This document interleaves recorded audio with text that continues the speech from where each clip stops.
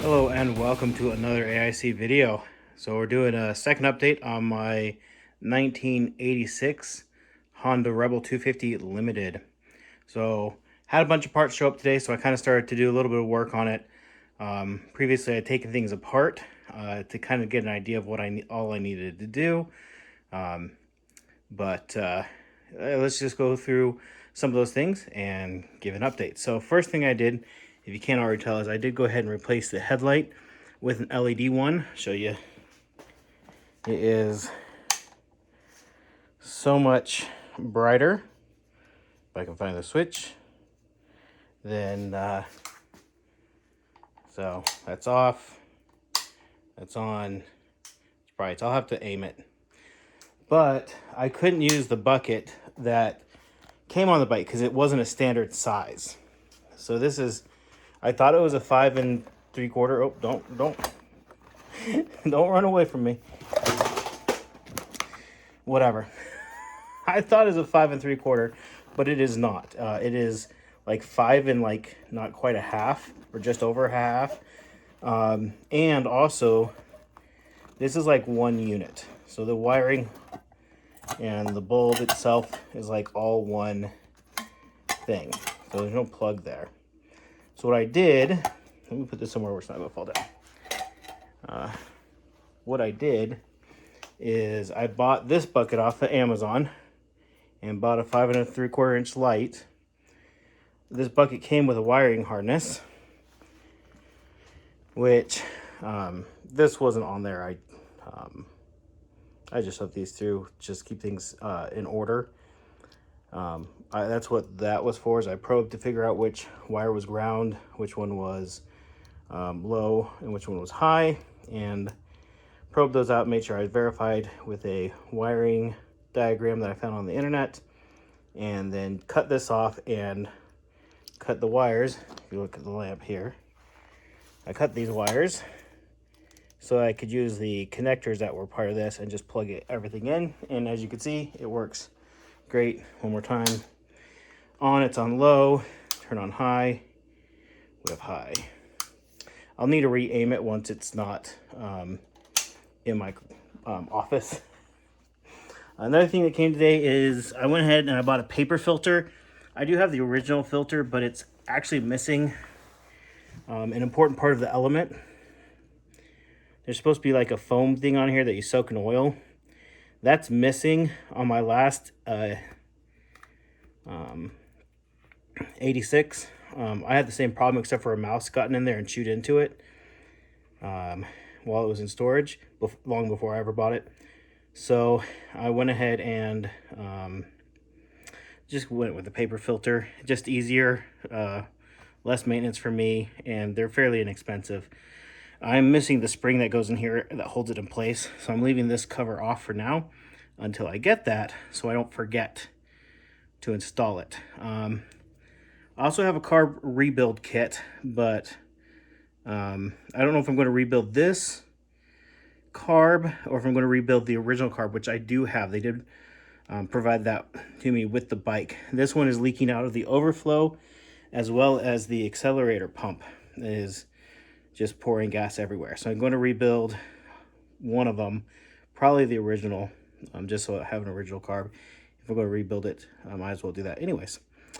Now what I'm working on are the lights. So I'm working on the turn signals next, and the light for the license plate. So the old lights, so these are lights that I bought, fit, but their wires are not very long. I'm thinking it's for a newer model year of the bike. So I'm going to do kind of the same things. I'm going to cut these and splice them on there, just so the wires are long enough. I mean, these are trash anyways. I'm going to do it for both sides. And that way the wires are long enough to plug in properly. This has been wired up and does work. I just have it sitting here, just waiting to be installed out of the way. What else do I have coming? I have a new seat, since the one I have obviously is ripped up. I have new springs coming because these ones are kind of tired and they're rusted. pretty bad. I don't know if you can see that up in there, but the backside of the spring is rusted pretty bad. And I don't want to know what it's like to have a spring break on me while I'm riding down the highway on this or down the road. So we're going to get that replaced. I'm pretty sure the battery is toast. I have to keep charging it. And I blew one of the 7 amp fuse. I'm going to get a new 7 amp fuse for it. That was me being an idiot when I was probing the lights. I won't go into that. That's dumb. I replaced the brake light with an LED one, which is nice and bright. I'm trying to think what else is coming. I need to order brake pads for the front. They're pretty worn, so I'm going to replace those. And I think that's really it. I'm going to do a service oil change. I think I need to tension the chain a little bit. It's pretty flopsy. I mean, if you know bikes, is this too much play in the chain? With it sitting on the, I don't know, it feels a lot looser than I would expect it to be. But I'm not a motorcycle expert, and I'm not a chain expert. I watched a couple of videos though, and it seems like that's a little bit on the loose side, so help me if I'm wrong. And then once that's done, I think it'll be good to ride. I'm just waiting on those parts. My other bike, I'll do an update video on it separately. But I have it back from the shop with new tires on it. And so I've been riding around my property. Don't have plates for it yet. I just got to go get that taken care of. It does still need handlebars, but those are now in the country, which is nice. And so once they're here, I'll be able to install the handlebars and be able to ride it properly. I don't like the way it rides now just because they're bent, and you can tell, and it's kind of throws off your balance a bit. So these ones are not. These ones are perfect. So anywho, if you have any thoughts, comments, questions, leave that down in the comment section down below. Take any advice that's reasonable and applicable on the bike. I did see that there is a dual carb setup for this. I don't know if that's something I want to do.